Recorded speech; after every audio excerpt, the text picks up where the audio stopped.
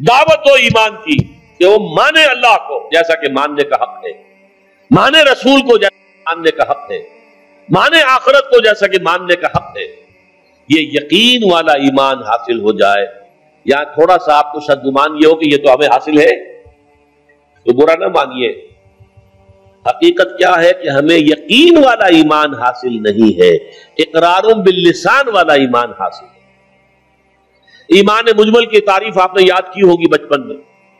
آمنت باللہ کما ہوا باسمائہ وصفاتہ وقبلت جمیع احکامہ اقرار باللسان وتصدیق بالقلب. اقرار باللسان سے ایک آدمی مسلمان بن جاتا ہے، تصدیق بالقلب سے مومن بنتا ہے. جب دل میں یقین بن جائے، اگر ہم اپنے گریبانوں میں جھانکیں وہ یقین نہیں ہے. کیا یقین ہے یہ قرآن اللہ کی کتاب ہے؟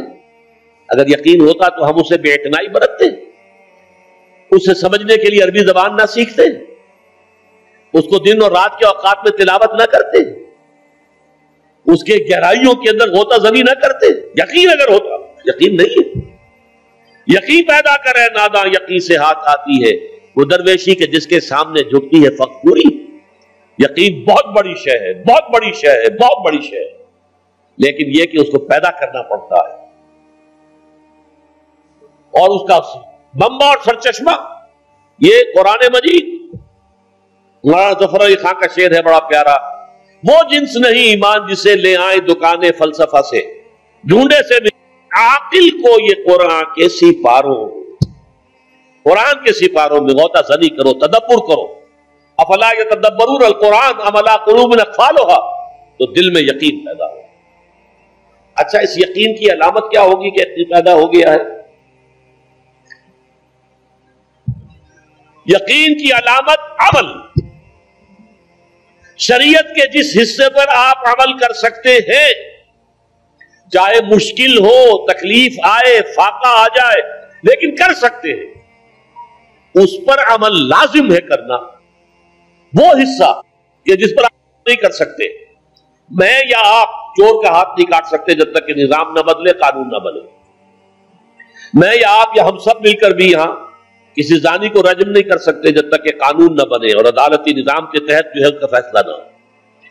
ان چیزوں کو تو ہم نہیں کر سکتے، لیکن جو کام ہم کر سکتے ہیں، سود سے براہ راست تو ملوث نہ ہو، اپنے گھروں میں پردہ تو قائم کرے، اپنی معاش میں سے حرام شے تو نکال دے، فرائض تو ادا کرے، نماز، روزہ، حج، زکات.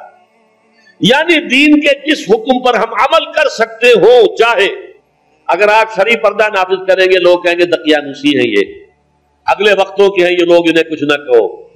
آپ کا سوشل بائیکاٹ بھی ہو سکتا ہے، آپ کو اپنے بچوں کے رشتوں کے لالے پڑ سکتے ہیں. ان کے ہاں کون کرے؟ یہ لوگ جو ہے یہ تو ان کے آپ شرعی پردہ، یہ سارا کچھ ہوگا، لیکن کر سکتے ہیں آپ. کوئی قانون نہیں بنا ہے اس ملک میں کہ عورت برقع نہ پہنے. کسی نے قانون بنایا؟ پھر اگر اتارا تو کس نے اتارا؟ خود اتارا نا ہم نے. جس کے پاس دو پیسے ہو گئے اس نے سمجھا کہ برقع تو شاید صرف غربت کی علامت تھی، اب دو پیسے میرے پاس ہو گئے، برقع اتار دیا. چادر آ گئی، پھر چادر اتنی، دوپٹہ رہ گیا، پھر وہ دوپٹہ بھی صرف رسی بن کر گلے کے اندر پڑ گیا. اللہ اللہ خیر صلی اللہ. یہ سارا کچھ ہو رہا ہے کہ نہیں ہو رہا؟ یہ کون کر رہا ہے؟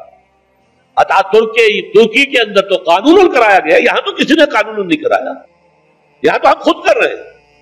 تو پہلا مرحلہ جو ہے ایمان یقین والا، اس کا ثبوت یہ ہوگا کہ شریعت کے جن احکام پر عمل کیا جا سکتا ہے ان پر لازماً کیا جائے. اگر یہ بھی نہیں ہے تو گھر بیٹھیے، پھر اسلام کا نام نہ لیجئے، اسلام کے غلبے کی جد و جہد کا دعویٰ نہ کیجئے، اسلام کو بدنام نہ کیجئے. اس لیے کہ اگر اپنی ذاتی عمل کیے بغیر آپ یہ کریں گے تو